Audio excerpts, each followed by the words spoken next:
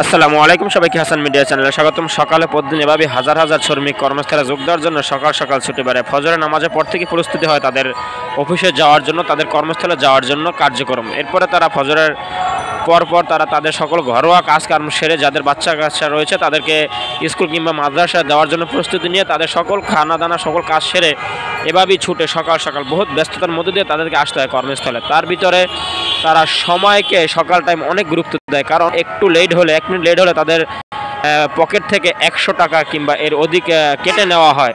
কারণ যদি তারা আধা ঘন্টা লেট করে তাতে হয়তো 100 টাকা, অথবা 1 মিনিট লেট করলে 100 টাকা কেটে নেওয়া হয়। এরকম কিছু প্রেজেন্ট বোনাস থেকে কাটা হয়। এটা একটা রুলস রয়েছে গার্মেন্টস সেক্টরের কোম্পানিগুলোর, এক এক কোম্পানির এক এক ধরনের রুলস আছে।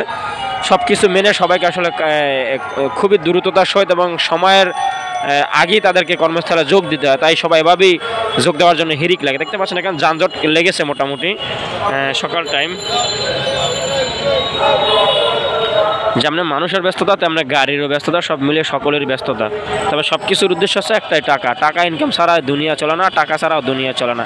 তাই সকলের উদ্দেশ্য টাকা ইনকামের, কীভাবে ইনকামের উৎস, কীভাবে টাকা ইনকাম করা যায়, এটাই সবার ইচ্ছা এবং সবাই একটাই আশা, একটাই সকলের ভরসা, একটাই সকলের কাজ। ধন্যবাদ সবাইকে।